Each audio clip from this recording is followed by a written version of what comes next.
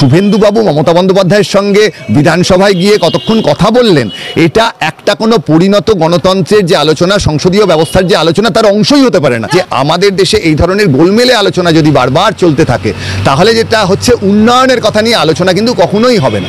অর্থাৎ সাধারণ মানুষ তারা তাদের শিক্ষা, তাদের স্বাস্থ্য, তাদের বাসস্থান, ইলেকট্রিসিটি পৌঁছলো কিনা, ইন্টারনেট পৌঁছলো কিনা, মানুষ পড়াশোনা করতে পারছেন কিনা, কৃষিক্ষেত্রে উন্নতি হচ্ছে কিনা, শিল্প ঠিকভাবে এগোচ্ছে কিনা, এই বিষয়গুলো নিয়ে আলোচনার ক্ষেত্র কমে যাচ্ছে।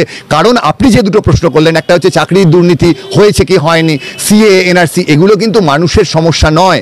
মানুষের যে সমস্যা সেই জায়গাগুলোর থেকে আমাদের বেরোতে হবে। শুভেন্দু অধিকারীর সঙ্গে মমতা বন্দ্যোপাধ্যায়ের যে কথা চালাচালি, এটা কখনোই বৃহত্তর রাজনীতির অংশ হতেই পারে না।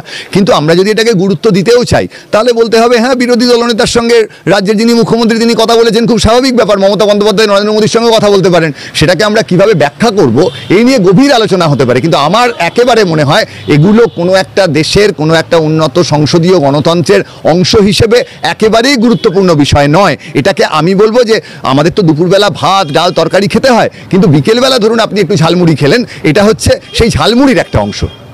বর্তমানে যা দেখা যাচ্ছে, নিয়োগ দুর্নীতিতে সরকার যতই এড়ানোর চেষ্টা করুক, হাইকোর্ট কিন্তু ছেড়ে কথা বলছে না। কারণ অতিরিক্ত পদ সৃষ্টি করা হয়েছে নতুন যারা চাকরি প্রার্থী তাদেরকে নিয়োগ করার জন্য, সেক্ষেত্রেও দেখা যাচ্ছে গোলযোগ। প্রত্যেক ক্ষেত্রে এই মুহূর্তে সরকারের পিছু ছাড়ছে না নিয়োগ দুর্নীতি। কথা বলবো, আমার সঙ্গে রয়েছেন রাজনৈতিক বিশ্লেষক শুভময় মৈত্র, কি বলবেন? হ্যাঁ, দেখুন, এই যে মূল বিষয়টা হচ্ছে, যে বিষয়গুলো সামনে আসছে, এই দুর্নীতির অভিযোগ ভারতবর্ষের বিভিন্ন সময় রাজনীতিতে এসেছে। বোফোর্সের কথা যেমন আসবে, কিন্তু শেষ পর্যন্ত কি ঘটে সেটা আমাদের যেহেতু আইন ব্যবস্থার একটা দীর্ঘসূত্রিতা আছে, সেই জায়গায় দাঁড়িয়ে শেষ পর্যন্ত যে কি ঘটবে সেটা জানা নেই। কিন্তু মূল বিষয়টা হচ্ছে যে ঘটনাগুলো সামনে আসছে, সেটা তৃণমূল কংগ্রেস তো 2021 সালের নির্বাচনে বিপুল একটা সংখ্যাগরিষ্ঠতা নিয়ে ক্ষমতায় এসেছিলেন এবং মানুষের সমর্থন অবশ্যই ছিল, কারণ এটা বিধানসভা নির্বাচন ছিল। সেই জায়গায় দাঁড়িয়ে আগে যে ঘটনাগুলো ঘটেছিল, হয়তো এর আগেই ঘটেছিল, তার নিরিখে একটা বিশ্লেষণ চলছে। এবং আমাদের দেশের গণতন্ত্রের যেহেতু একটি মূল স্তম্ভ হচ্ছে, যে বিশেষভাবে মূল স্তম্ভের যে জায়গাটা আছে সেটা হচ্ছে আইন ব্যবস্থা, সেই জায়গায় তারা বিভিন্ন রকমের তদন্তের কথা বলেছেন এবং সেই তদন্তগুলো চলছে। এর মাধ্যমে যেটা ঘটেছে সেটা হচ্ছে একটা বিপুল সংখ্যাগরিষ্ঠতা নিয়ে আসা তৃণমূল কংগ্রেস, তাদের সামনে আমাদের ভারতের যে গণতান্ত্রিক প্রেক্ষিত, তারা অনেকগুলো প্রশ্নচিহ্ন তুলে দিয়েছে। এবার এটাকে আপনি বিভিন্নভাবে দেখতে পারেন। একটা হচ্ছে, ধরুন এটা যদি বেসরকারি ক্ষেত্রে হতো, একটা বেসরকারি স্কুলে যখন একটা নিয়োগ হয়, তখন সত্যিই তো অঙ্কে যিনি কম নম্বর পেয়েছেন, বেশি নম্বরকে বাদ দিয়ে সে অঙ্কের কম নম্বর পাওয়া মানুষটিকে অবশ্যই একটা শিক্ষক বা শিক্ষিকার একটা পোস্ট দেওয়া যেত।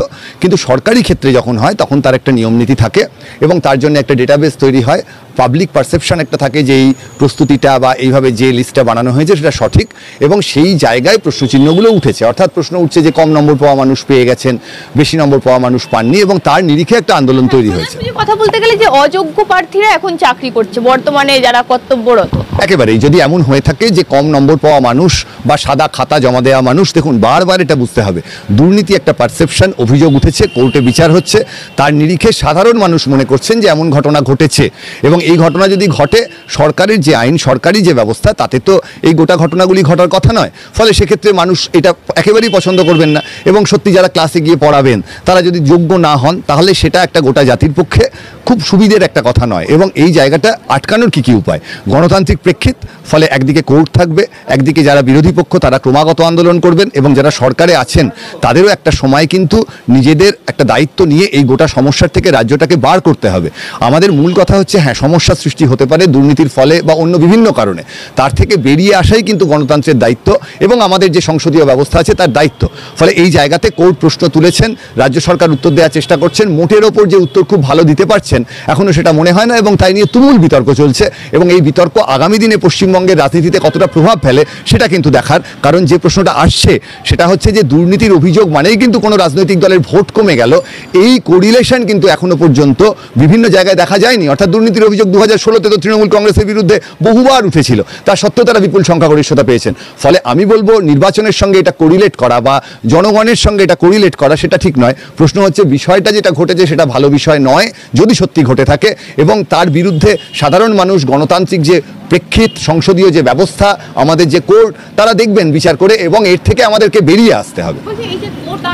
মাননীয় বিচারপতি অভিজিৎ গঙ্গোপাধ্যায়কে একটা আক্রমণের সুর দেখতে পাচ্ছি, কাল থেকেই শুরু হয়েছে, আপনিও দেখেছেন নিশ্চয়ই, সেটাকে কিভাবে দেখছেন রাজনৈতিক বিশ্লেষক হিসেবে? হ্যাঁ, দেখুন, একটা তো অভিজিৎ গঙ্গোপাধ্যায় বিচার ব্যবস্থায় যে বিষয়টি তুলে ধরেছেন সেটা হচ্ছে যে বিচার ব্যবস্থার মধ্যে থেকে এই প্রশ্নগুলো তুলে ধরা এবং সাধারণ মানুষ তার প্রতিক্রিয়া কিভাবে দেন সেটা আমাদের দেখতে হবে। বিচার ব্যবস্থার কিছু দায়িত্ব আছে, সেই দায়িত্বের মধ্যে দিয়ে আজকে মহামান্য বিচারক অভিজিৎ গঙ্গোপাধ্যায় যে প্রশ্নগুলো তুলছেন সেই প্রশ্নগুলো অত্যন্ত যুক্তিযুক্ত।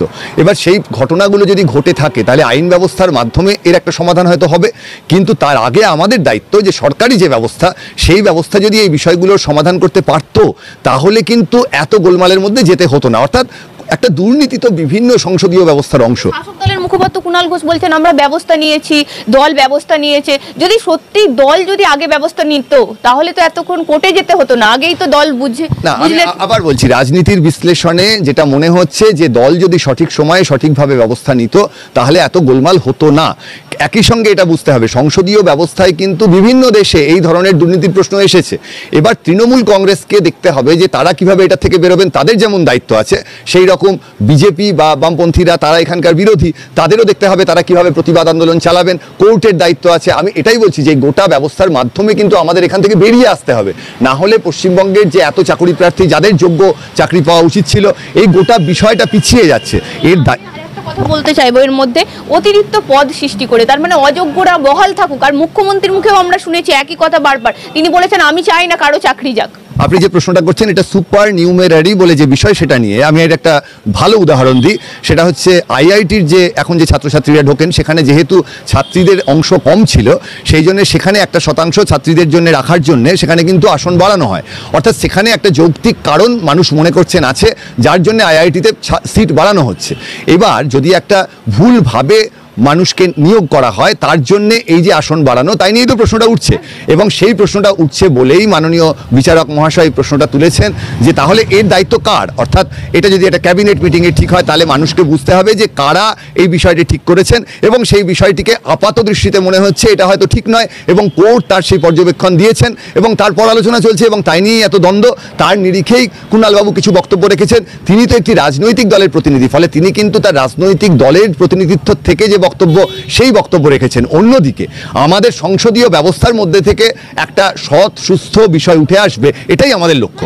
এর আগেও তো আমরা বামফ্রন্ট আমলেও একবার শুনেছিলাম লালা এখান থেকে পালা এবং তার জন্য বোধহয় আদালত অবমাননার দায়ে কিছু ঘটনা ঘটেছিল, তার নিরিখে আদালতে বিচার হয়েছিল।